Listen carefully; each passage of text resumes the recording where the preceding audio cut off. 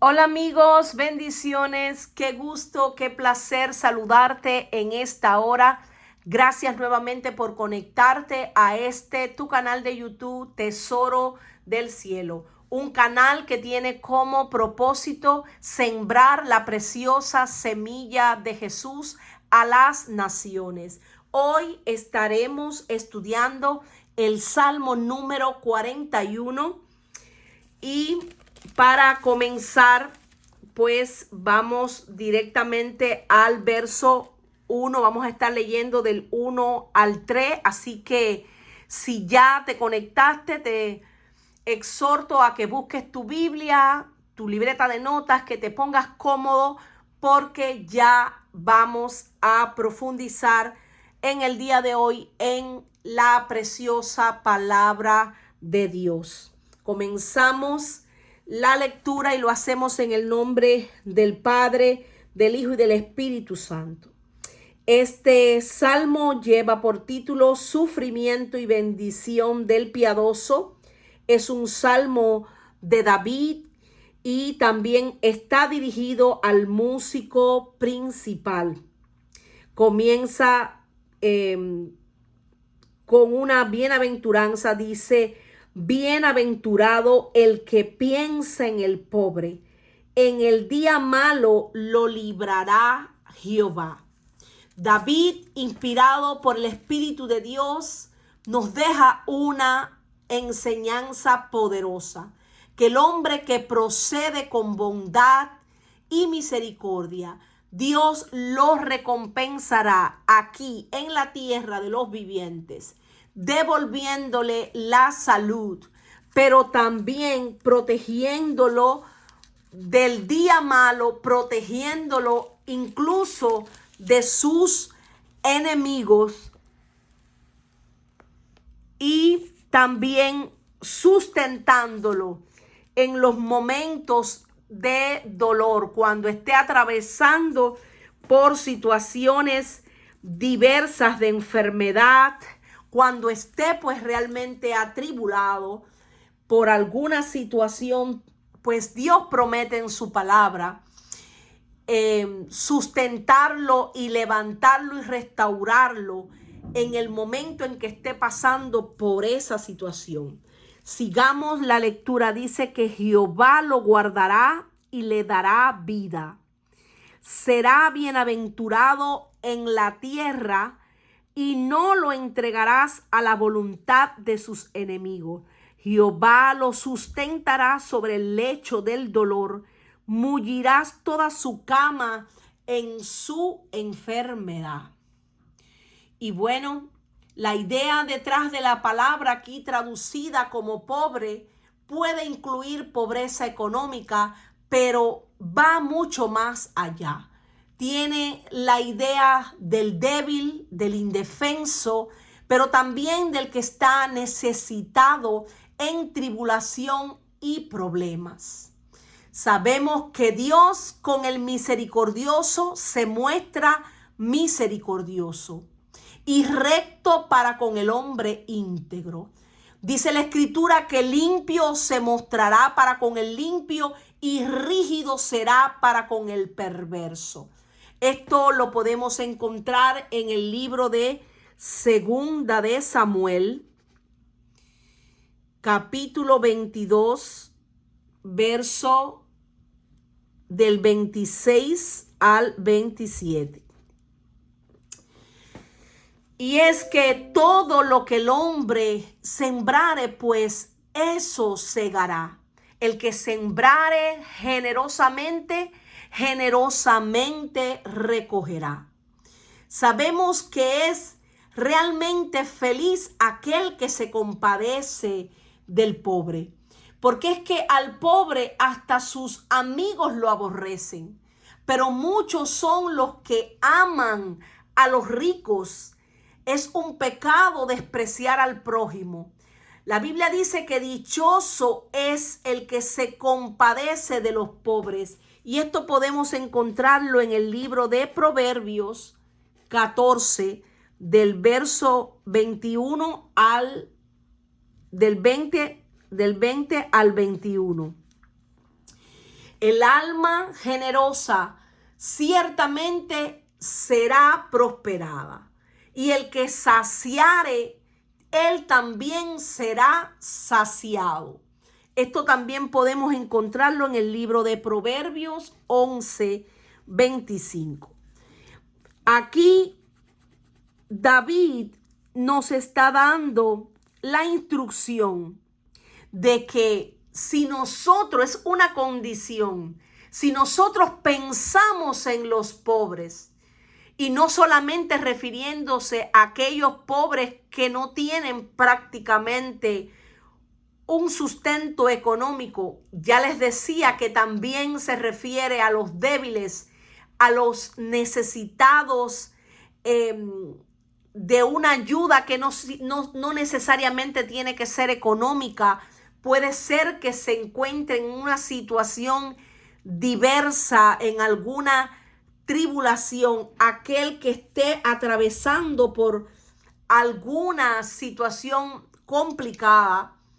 Pues si nosotros como hijos de Dios, pues tenemos la suficiente capacidad de entender de que hay que ayudar a esas personas que están pasando por diferentes situaciones, levantar a los caídos, levantar al que está en tribulación, en angustia, a ese que muchas veces no sabe qué hacer, pues Dios promete también que el día que nosotros estemos pues pasando por una situación similar, pues vamos también a recibir de Él, porque juicio sin misericordia se hará con aquel que no tenga misericordia, pero la misericordia triunfa sobre el juicio.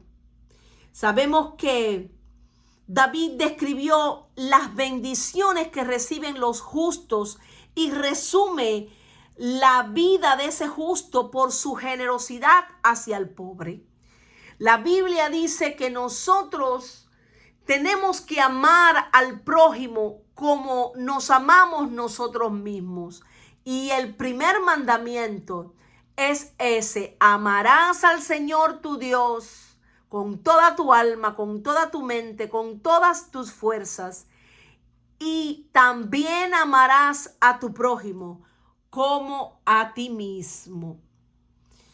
Los pobres a los que hace referencia son los que son pobres, débiles en fuerza corporal, despreciados en reputación y abatidos en espíritu. Generalmente son esas personas que son evitadas y que son rechazadas con mucha frecuencia. Hay muchos a nuestro alrededor que si no son pobres en las cosas de este mundo, vemos que son pobres en el amor, la esperanza, el conocimiento de Dios. Reflexionando, el que piensa en el pobre, es decir, en aquella persona débil, en aquella persona desamparada, pues es bienaventurada, porque al tener compasión de alguien que está en depresión, de alguien que pueda estar atribulado, que pueda estar angustiado, que pueda estar herido, de alguien que pueda estar necesitado, al tener compasión de esa persona, no solamente está pensando, sino que también está actuando en favor de ella. El que piensa en el pobre confía en Dios, dispuesto a dar de sus propios recursos para ayudar a esa persona en necesidad. El que piensa en el pobre es bondadoso. El que piensa en el pobre ayuda a quienes probablemente nunca les retribuirán con esa misma ayuda. El que piensa en el pobre tiene un corazón generoso. El que piensa en el pobre da por su bien, no simplemente para sentirse bien. Y lo hace no buscando una recompensa, sino que lo hace porque realmente tiene eso en su corazón. El alma generosa será prosperada. El alma que es buena, pues recibe la bendición de Dios. Pensar implica no solamente pensar superficialmente, sino más bien sentarse a analizar detenidamente la situación por la que está atravesando alguien y tratar de ayudarlo a salir de esa condición. Reflexionando, hay muchas obras de caridad que muchas organizaciones religiosas, sociales y políticas hacen hoy en día. Sin embargo, vemos que algunas de ellas fracasan en esta medida, ya que realmente el que piensa en el pobre no piensa solamente en darle una ayuda para un momento determinado, sino que más bien lo que trata es de que esa persona salga de la condición en la que se encuentra, que lo mantiene atado, que lo mantiene reducido a esclavitud. Se proporciona muchas veces dinero, asistencia, pero de una manera que contribuye más bien a la dependencia crónica y a problemas sociales profundamente arraigados. Pero en el pobre va mucho más allá de darle una ayuda momentánea. No es lo mismo darle a alguien, por poner un ejemplo, un pescado que enseñarlo a pescar. No es lo mismo que una persona que está en una situación pues complicada, usted le diga, si es cristiano obviamente, porque solamente nosotros los cristianos somos los que podemos predicar el evangelio de Jesucristo. Somos enviados por nuestro precioso Dios. Y no es lo mismo que nosotros tratemos de darle una solución a un problema en nuestras fuerzas, sino que guiados por el Espíritu de Dios, nosotros podamos llevar a esa persona a los pies del Señor y no solamente orar por ella, sino tratarla de ayudar en todo lo que podamos para que esa persona pueda levantarse, para que esa persona pueda seguir. Dios promete librarnos del día malo aquellos que pensamos en los pobres. Dice, Jehová lo sustentará sobre el lecho del dolor, mullirás toda su cama en su enfermedad. Pero cuando leemos el verso 1 dice, en el día malo lo librará Jehová. Es decir, no solamente cuando esté pasando por una enfermedad, sino también habla acerca de que no lo entregará a la voluntad de sus enemigos. Dios promete librarnos y la razón es porque si esa persona fue compasiva y actuó con generosidad, con misericordia y benevolencia y fue capaz de ayudar a alguien que ha estado atribulado, en angustia, necesitado, es como si ese acto de amor fuera hecho para Dios y no para los hombres. Recordemos que todo lo que el hombre sembrare, segará. Porque Dios no tendrá compasión de quienes no se compadecieron de otros. Pero los que tuvieron compasión de otros saldrán bien del juicio. Y esto aparece en el libro de Santiago 2:13. Y quiero analizar brevemente con ustedes, mis amados, el libro de Mateo, capítulo 25, versículo 34 en adelante hasta el 40. Vamos a analizarlo de forma rápida para que veamos cómo se cumple, porque me gusta siempre ponerles ejemplos de cómo se cumplen estos tres versos que acabamos ahora mismo de leer. Dice que entonces el rey dirá a los de su derecha: venid, benditos de mi Padre, heredad el reino preparado para vosotros desde la fundación del mundo. Porque tuve hambre y me diste de comer, tuve sed y me diste de beber, fui forastero y me recogisteis, estuve desnudo y me cubristeis, enfermo y me visitasteis, en la cárcel y vinisteis a mí. Entonces los justos les responderán diciendo: Señor, ¿cuándo te vimos hambriento? Aquí habla de un pobre. Y te sustentamos, o sediento, y te dimos de beber. Cuando te vimos forastero y te recogimos, o desnudo y te cubrimos. O cuando te vimos enfermo en la cárcel y vinimos a ti. Y respondiendo el rey les dirá: de cierto os digo que en cuanto lo hiciste a uno de estos mis hermanos más pequeños, a mí lo hiciste. Aleluya. En cuanto lo hiciste a uno de estos mis hermanos más pequeños. Y es que hay algo que nosotros tenemos que analizar.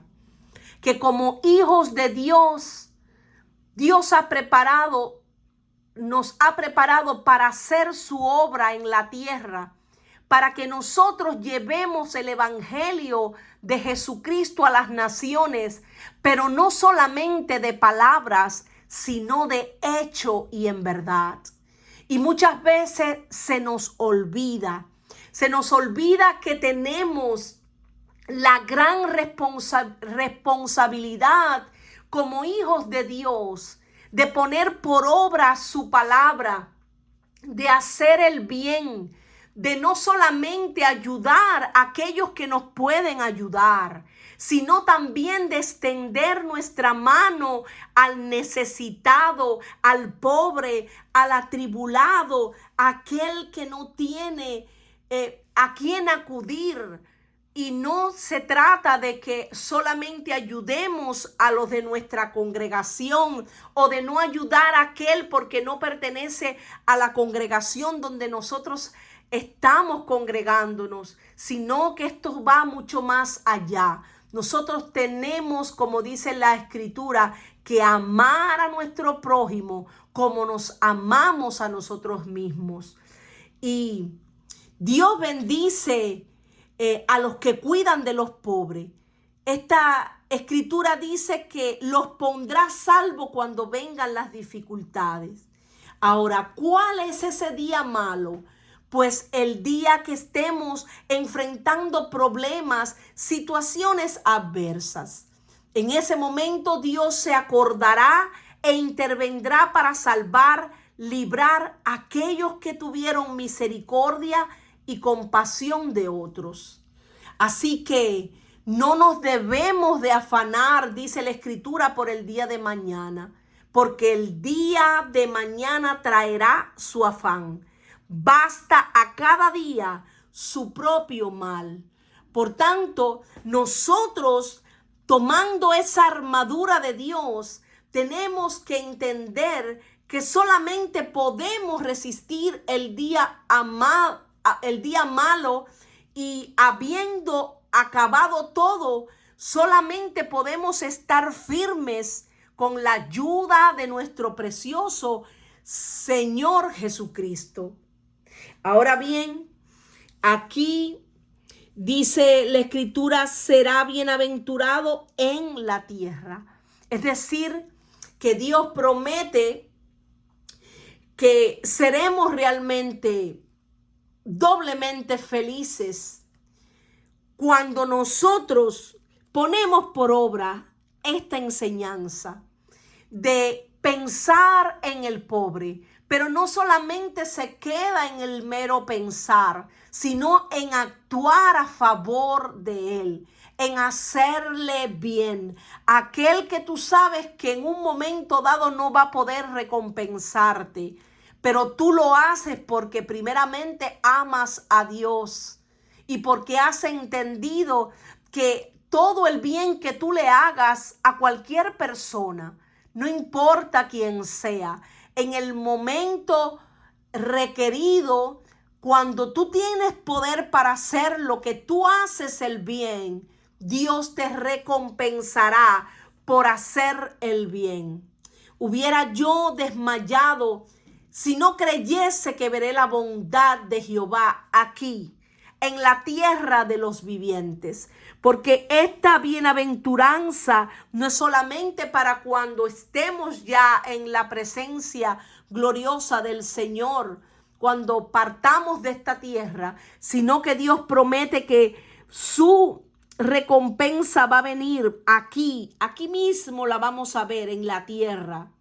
Será doblemente feliz aquí en la tierra, no a partir del momento en que nosotros ya estemos con el Señor. La recompensa la veremos aquí. El que aumenta sus riquezas con usura y crecido interés, dice que para aquel que se compadece de los pobres las aumenta. Esto lo podemos encontrar en Proverbios 28:8. Hay quienes tienen riqueza y han obtenido esas riquezas hasta incluso abusando de los pobres, abusando del necesitado. Dice que las han obtenido con usura, con crecido interés. Pero aquí en el libro de Proverbios 28 vemos que dice que esas personas, para aquel que se compadece de los pobres, las aumenta. Es decir, que todo lo que piensa que ha ganado realmente no le será de provecho, porque eso pasará a manos de aquellos que sí tengan misericordia, de aquellos que sí se preocupan y ayudan al necesitado. A Jehová presta el que da al pobre, y el bien que ha hecho se lo volverá a pagar. Eso lo podemos encontrar en Proverbios 19:17. Y viene una palabra que está en el verso número 3. Mullirás toda su cama en su enfermedad. La mayoría de los comentaristas creen que la miseria y el bajo estado de David en este salmo se debían a una enfermedad, tal como se ha descrito anteriormente en los salmos que estuvimos estudiando en estos días, el 38, el 39. Quizás David estaba en un grave peligro de muerte. David confiaba en que Dios lo bendeciría por su bondad anterior y para con los débiles y necesitados. Pero, ¿qué significa la palabra mullirás? Viene del verbo mullir, que significa ablandar, esponjar algo para que esté blando y suave. Y cuando lo leemos en otra versión, dice que el Señor lo sostendrá en el lecho del dolor. Cuando caiga enfermo, lo restaurará. Esa es en la Nueva Versión Internacional. En la Nueva Traducción Viviente aparece: el Señor los atiende cuando están enfermos y les devuelve la salud. Y en la traducción al lenguaje actual dice, cuando se enfermen, Dios le dará fuerzas y les devolverá la salud. Dios promete que en la medida en que nosotros seamos compasivos y misericordiosos, que nos acordemos de los pobres, que ayudemos a aquellos que están en necesidad, pues obviamente cuando nosotros estemos pasando por tribulaciones, por angustias, Dios se va a encargar de ayudarnos, de restaurarnos, de sanarnos, de levantarnos. Aleluya. Yo dije, Jehová, ten misericordia de mí. Sana mi alma porque contra ti he pecado. Mis enemigos dicen mal de mí, preguntando cuándo morirá y perecerá su nombre. Y si vienen a verme, hablan mentiras. Su corazón recoge para sí iniquidad y al salir fuera la divulgan. Una cosa que hacía David era ir a la presencia de Dios y hablar con Dios, abrir su corazón a Él. Lo primero que David describe en esta parte de la escritura es que dice, él se dijo a sí mismo, yo dije, Jehová, ten misericordia de mí.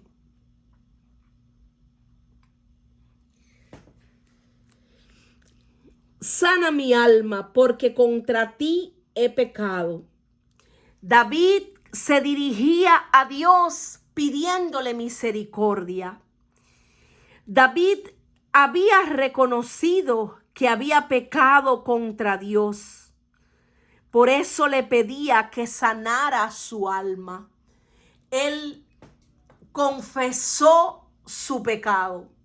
Vemos como hay un reconocimiento de que ha fallado. Y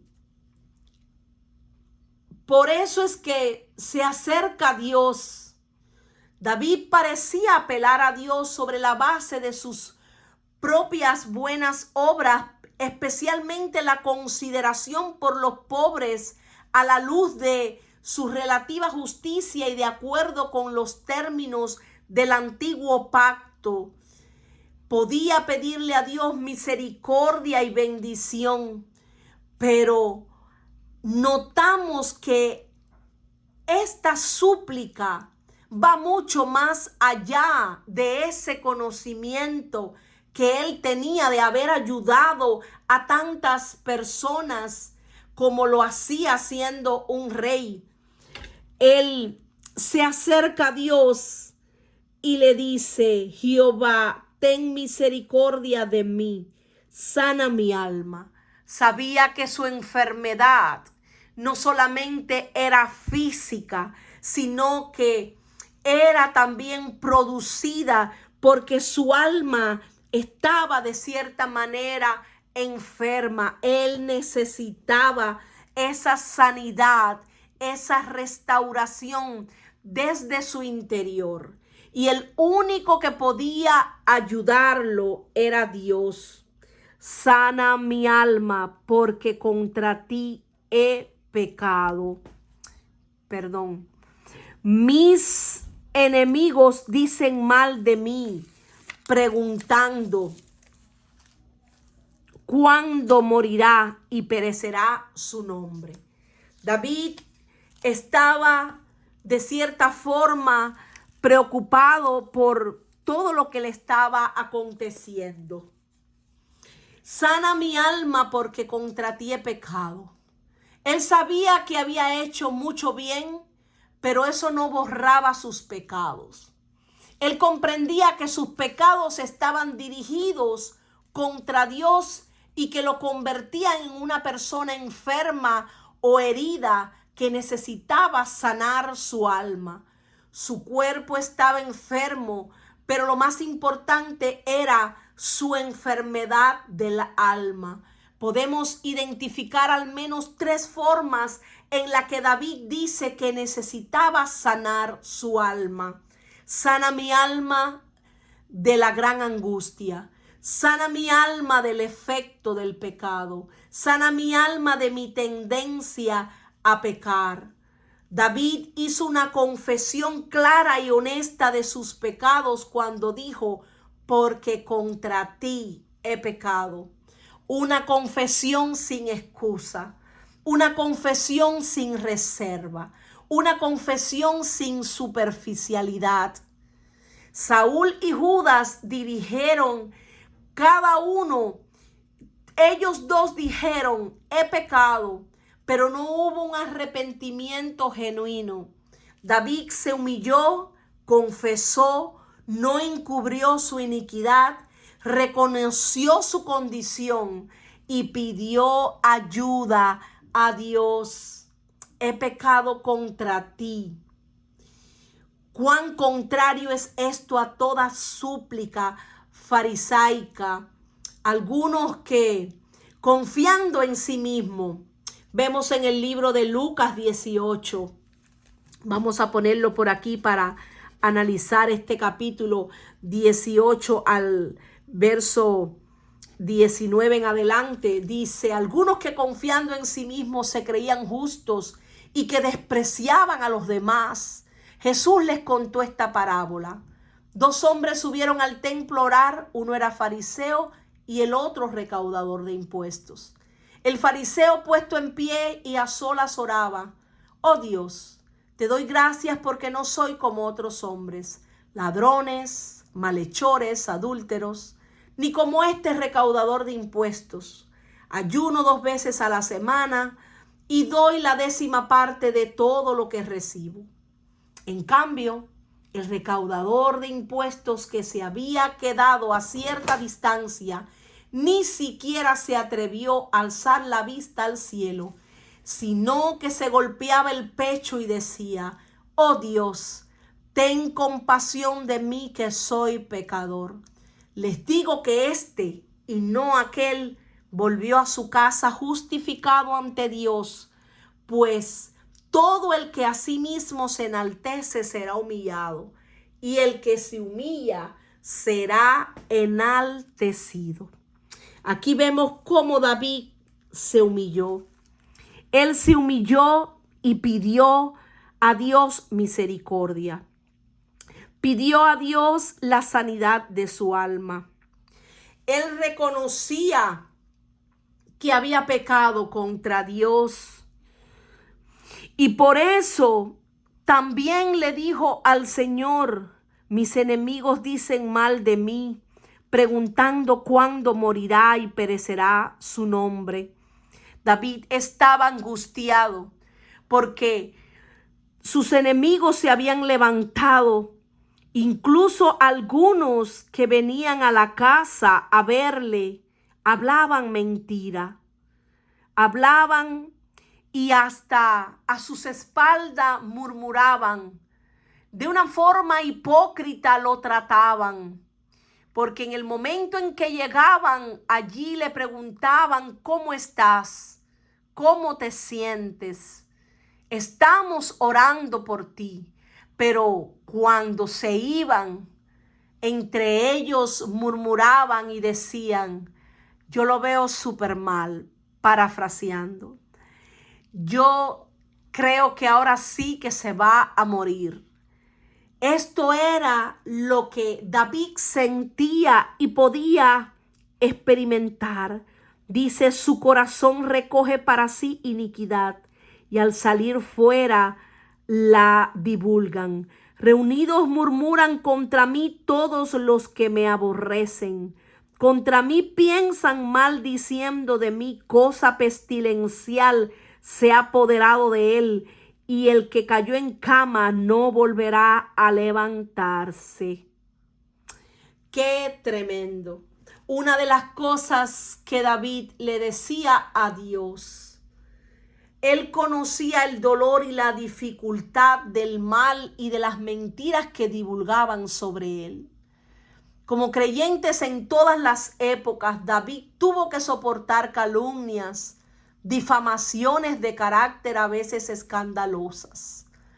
No olviden que David fue un buen rey, pero ¿Por qué David habría tenido tantos enemigos si en realidad era un buen hombre y una persona moral y hacía su función como rey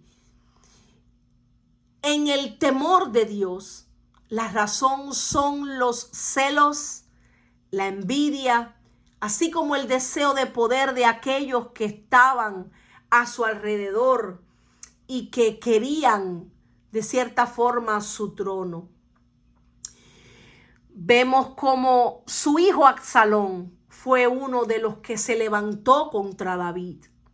El rey Saúl se levantó también en contra de David. La historia temprana del cristianismo nos cuenta las razones por las que los cristianos fueron perseguidos, o al menos por qué la gente en el Imperio Romano pensaba que los cristianos eran dignos de persecución. Acusaron a los cristianos de hostilidad a los emperadores y conspiraban contra el Estado. Acusaron a los cristianos de incesto, los acusaron de ser ateos, los acusaron de odiar a la humanidad, los acusaron de ser la razón por la que los problemas plagaban el imperio. Los enemigos del cristianismo primitivo hablaron mal de los seguidores de Jesús y dijeron mentiras. Los cristianos fueron buenos ciudadanos y oraban por el emperador. Los cristianos ciertamente no eran ateos. Los cristianos amaban a los demás y lo demostraron todo el tiempo. Los cristianos hicieron que el imperio fuera mejor y no peor. Sin embargo, estas mentiras fueron comúnmente creídas y los cristianos fueron perseguidos por ellas. Y hoy vemos cómo todavía nosotros los cristianos somos perseguidos, somos vituperados y muchas personas no nos aman, nos aborrecen por el hecho de ser cristianos. Pero aquí vemos a David atravesando por una situación bien complicada. Vemos que decía que se reunían sus enemigos, que pensaban mal de él, que hasta incluso murmuraban diciendo que moriría, que algo malo le sobrevendría. Esto es lo que se decían entre sí los enemigos de David, que hablaban maldad. No podían esperar a que David muriera. Hacían todo lo posible para que su muerte sucediera. Y si vienen a verme, decía David, en aquel tiempo pues se visitaban a los enfermos, y esto podemos verlo en el libro de Segunda de Reyes 8:29, que habla de condolencias mentirosas mientras se recopila con avidez síntomas alentadoras de que la enfermedad ya no tiene remedio. Cuando visitaban al rey, sus cortesanos decían las cosas correctas. Lamentamos mucho saber que estás enfermo. Hemos estado orando, como yo les decía, por ti. Seguiremos orando. Esperamos a que te recuperes pronto. Todo está bajo control. ¿Hay algo que podemos hacer? Estas palabras eran pura hipocresía. Estas personas no esperaban que David mejorara. Después de que lo dejaban, decían cosas como: se veía horrible. No creo que lo vaya a lograr. Por eso David decía: su corazón recoge para sí iniquidad, y al salir fuera la divulgan. Porque muchas veces hasta se inventaban cosas, la ponían peor. David pensaba en el corazón maligno como un imán, constantemente atrayendo pecado e iniquidad adicionales sobre sí mismo. Vemos cómo a partir de este verso dice: reunidos murmuran contra mí todos los que me aborrecen. Contra mí piensan mal, diciendo de mí, cosa pestilencial se ha apoderado de él, y el que cayó en cama no volverá a levantarse. Aún el hombre de mi paz, en quien yo confiaba, el que de mi pan comía, alzó contra mí el calcañal. Vemos cómo David conocía de aquellas conspiraciones y tristemente abría su corazón ante el Señor y le confesaba al Señor todo lo que estaba sucediéndole, como quien habla con un amigo, porque es Dios, es Jesús nuestro amigo. David conocía, podía sentir todas aquellas conspiraciones, todas esas murmuraciones en contra de él, que maquinaban su mal. Reunidos murmuraban contra él aquellos que le aborrecían. Las mismas armas se emplean con frecuencia contra los siervos de Jesucristo, pero que por eso no podemos desanimarnos, tenemos que seguir adelante, siguiendo las huellas de nuestro Maestro, porque sabemos bien que así como Jesús padeció, nosotros también tenemos que padecer. Y me llama la atención como decían, cosa pestilencial se ha apoderado de él. Esto puede haber sido cierto. David describió una época de enfermedad en el que, como yo les decía, el Salmo 38, específicamente en el versículo 3, si no han visto esa enseñanza, les exhorto a que lo hagan. Aquí en el Salmo 38, el verso 3 y también el 6 al 8 de este Salmo, vemos cómo los enemigos de David se alegraban al pensar que podría morir o tal vez que no volvería a levantarse. Podemos imaginar cómo sus enemigos, probablemente amigos fingidos, decían esto de David mientras sufría en su lecho de enfermo. Estuvimos analizando que tal vez él estaba pues pasando por una enfermedad como la lepra, que era una enfermedad en aquella época muy difícil de enfrentar, porque como sabemos no había los recursos que hay ahora. Y esta enfermedad, el que la padecía pues era considerado inmundo y era pues sacado hasta incluso del campamento. Aquellos que andaban en la comunidad cristiana, pues los que padecían de esta enfermedad tenían que ser sacados del campamento, como le sucedió a la hermana de Moisés. Al murmurar contra Moisés fue sacada del campamento. Y hay muchos ejemplos en la Biblia de hombres que estuvieron con esta enfermedad. Vemos a Naamán, el leproso, que también Jesús sanó a muchos enfermos, como el caso de aquellos 10 leprosos que se encontraron en el camino con Jesús, y vemos cómo él los sanó a aquellos 10 leprosos. Solamente uno regresó a agradecerle. Pero en la Biblia hay muchos ejemplos de hombres y mujeres que padecieron de esta enfermedad contagiosa y que producía mucho dolor, porque era una enfermedad que atacaba la piel y sobre todo hacía unas llagas muy purulentas y con mucho dolor. Entonces David lo describe. Yo les invito a que vean este video del Salmo 38, 39 para que puedan pues profundizar un poco más. Ya estuvimos estudiando acerca de eso. Pero lo que más nos llama la atención es este verso 9 que acabo de señalar. Dice, aún el hombre de mi paz en quien yo confiaba. Aquel amigo que David tenía, que era, como bien describe aquí, alguien en el que él confiaba, fue quien lo traicionó.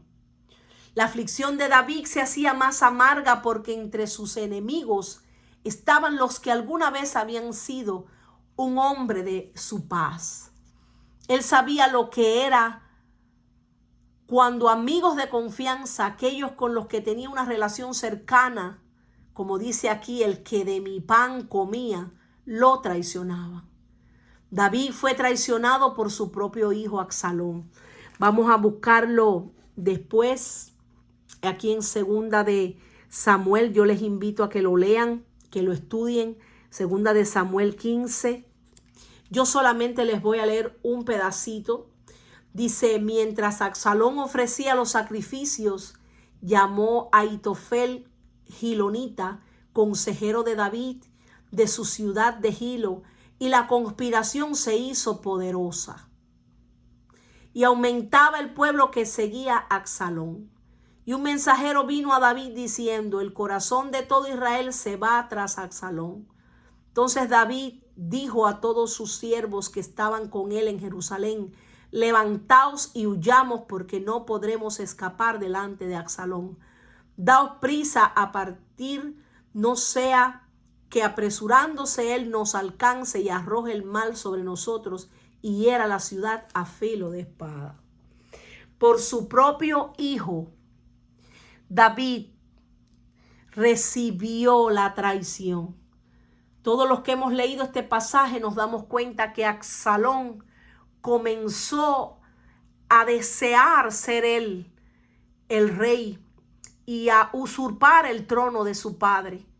Entonces se paraba en las puertas de la ciudad y todos aquellos que pasaban, él los llamaba, los abrazaba, los trataba con mucha delicadeza, con mucho respeto y buscaba la manera de ganarse el favor del pueblo y hasta les prometía pues ayudarles en cualquier cosa y conspiraba en contra de su padre porque decía, yo sí te voy a ayudar, yo sí te voy a levantar, te voy a restaurar, tú verás que voy a hacer contigo lo que tú me estás pidiendo, y fue ganándose al pueblo. Yo los invito a que lean esta escritura de segunda de Samuel que está poderoso. Era algo que conspiró contra su propio padre, pero no solamente él, también un consejero de confianza de David llamado Ahitofel. Eso lo podemos ver en segunda de Samuel 15 también, pero en el verso específico 12 y también en el versículo de 15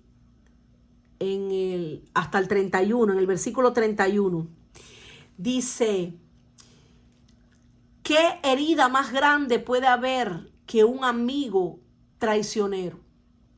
Es decir, no hay nada, yo leyéndoles aquí una nota que tengo, ¿qué herida más grande puede haber que un enemigo traicionero? No hay nada que un amigo traicionero, no hay nada que nos pueda herir más que una persona que uno ama, que uno tiene por amigo. El enemigo, que el Señor lo reprenda en esta hora, lo sabe. Por eso muchas veces va a usar gente que tú amas, en la que tú confías. Por eso es que la Biblia es clara cuando dice que maldito el hombre que confía en el hombre. Nosotros solamente podemos confiar plenamente en Dios.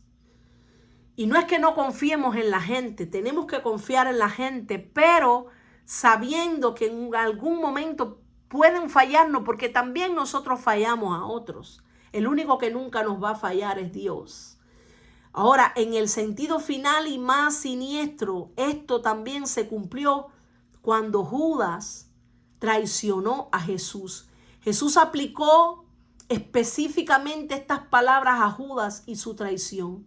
En Juan 13:18 Jesús citó esta frase: pero solo las palabras, el que come pan conmigo, levantó contra mí su calcañar.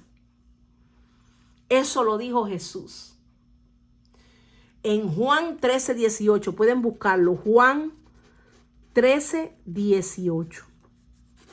Ahí, en ese libro. Jesús citó esta frase. Pero algunos piensan que Jesús deliberadamente no mencionó las palabras en quien yo confiaba, porque Jesús no confiaba en Judas.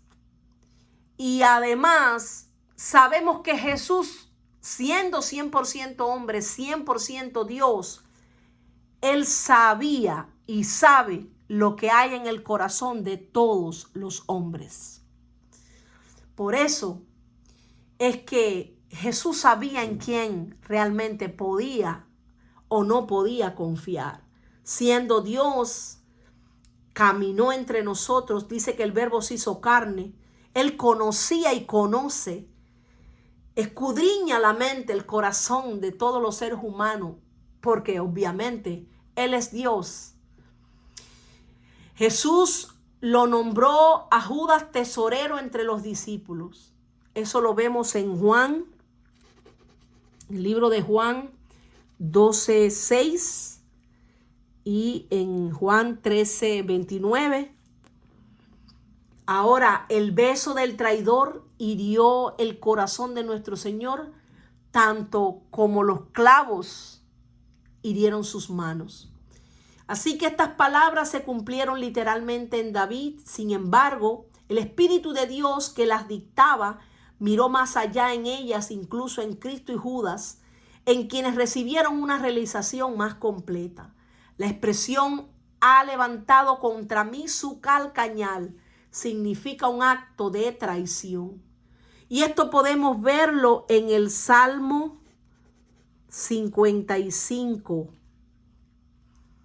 En este Salmo, en el 55, vemos que en el verso 12 dice: porque no me afrentó un enemigo, lo cual habría soportado, ni se alzó contra mí el que me aborrecía, porque me hubiera ocultado de él, sino tú, hombre, al parecer íntimo mío, mi guía y mi familiar, que juntos comunicábamos dulcemente los secretos y andábamos en amistad en la casa de Dios. Aquel que David había derramado su corazón en amor, aquel que había confiado su propio hijo, Absalón, y levantó contra él el calcañal. No solo le dio la espalda, sino que le dio realmente, como dice aquí, una fuerte patada como la que podría dar un caballo violento. ¡Qué tremendo! Esta es una herida que por eso David decía: sana mi alma. David necesitaba sanar su alma porque estaba realmente muy angustiado, muy triste. Si nos ponemos en su lugar, piensen por un breve momento lo que significa que un hijo, que un amigo cercano nos traicione de esa manera. Piensen por un breve momento lo que significa que un padre, que una madre, que un hermano, que alguien que nosotros realmente no esperábamos eso. Pero ¿qué dice la palabra de Dios? Siempre tenemos que recurrir a la palabra de Dios. Que los enemigos del hombre serán los de su propia casa. Y esto tenemos que tenerlo en cuenta. Ahora bien, nuestra lucha no es contra carne ni sangre, es contra principados, contra huestes espirituales de maldad que operan en las regiones celestes. Por eso, nosotros, para poder recibir la sanidad del alma, lo primero que tenemos que hacer es correr a Dios.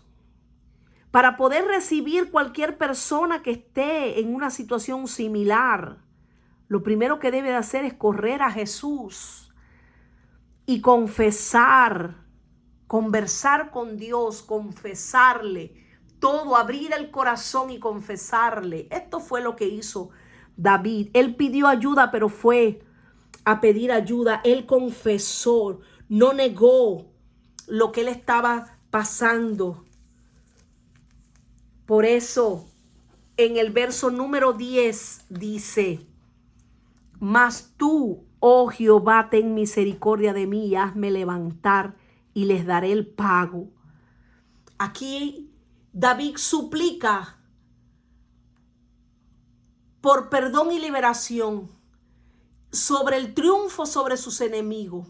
Como ungido del Señor se sentía justificado en esto y buscaba la liberación de Dios como evidencia de que Dios estaba muy complacido con él. La súplica, en este caso de les daré el pago, es algo inusual, ya que los salmos principalmente oran para que Dios mismo sea el que tome venganza de los enemigos. Por eso que suponemos que David dijo, les daré el pago. Pero en su dolor, él le decía a Dios, yo mismo les daré el pago. Pero es que David no esperó, por decirlo de alguna manera, que sus amigos, que las personas que él amaba, le fueran a pagar mal. Él no se esperaba esto. Por eso que profirió con su lengua diciendo, les daré el pago. Sabemos que nosotros como hijos de Dios no podemos pagar mal a aquellos que nos hacen mal, sino todo lo contrario.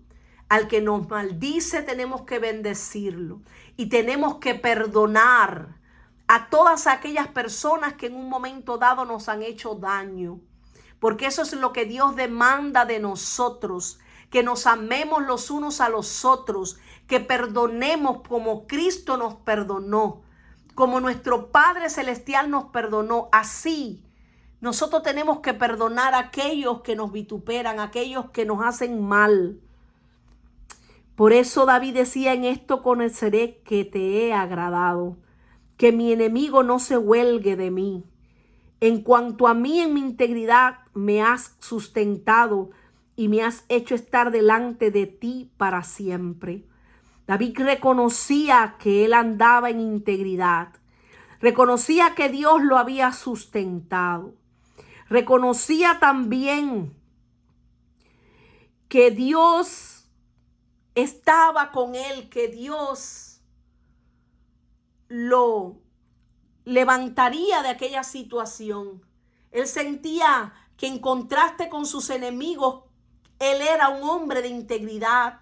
Aún así necesitaba que Dios lo sustentara en su integridad, reconociera que era no solamente por la obra de Dios en él, sino también porque él amaba a Dios con todo su ser, a diferencia de aquellos enemigos. Por eso dice, en esto conoceré que te he agradado, como diciendo, sácame de mis congojas, líbrame de toda especie de mal. En esto conozco que te he agradado, en que mi enemigo no triunfe sobre mí. Por mi integridad me sostienes y en tu presencia me mantendrás para siempre. Y bueno, para terminar ya este salmo hermoso, Dice el versículo número 13, bendito sea Jehová, el Dios de Israel, por los siglos de los siglos. Amén. David concluye este hermoso cántico bendiciendo a Dios. El Señor debe ser alabado como el Dios eterno, que se extiende desde la eternidad pasada hasta la eternidad futura. La idea es que el Dios de Israel es Jehová desde el pasado, que está más allá de la eternidad. Para nosotros la gran verdad se hace más clara en las palabras de Jesús. Yo soy el alfa y el omega, el principio y el fin. A Él sea la gloria, la honra y el honor por los siglos de los siglos. Amén y amén. Y bueno, mis amados, esto es todo por hoy. Les invito nuevamente a que sigan estudiando cada vez más la palabra de Dios, porque en ella es que aprendemos más acerca de nuestro precioso Señor Jesucristo, y ciertamente su palabra es viva, es eficaz, es lámpara a nuestros pies, lumbrera a nuestro camino. Yo te invito a que, si te gustó esta enseñanza, pues nos regales un fuerte like para que esta enseñanza pueda llegar a muchas familias. Compártela también con tus amigos, con tus familiares y aún con personas que no conocen al Señor, para que puedan recibir y puedan acercarse también a Dios. Esto es una manera de llegar a los perdidos, a aquellos que no tienen al Señor. Y si no te has suscrito a nuestro canal, también te invito a que lo hagas, porque próximamente vamos a seguir con el favor de Dios estudiando los próximos salmos.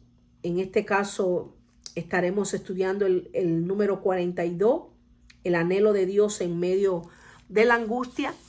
Y bueno, gracias nuevamente por acompañarme en este día, y que el Señor te bendiga, que el Señor te guarde, que el Señor tenga de ti misericordia, que alce sobre ti su rostro y que ponga en ti su paz, que sobrepasa todo entendimiento.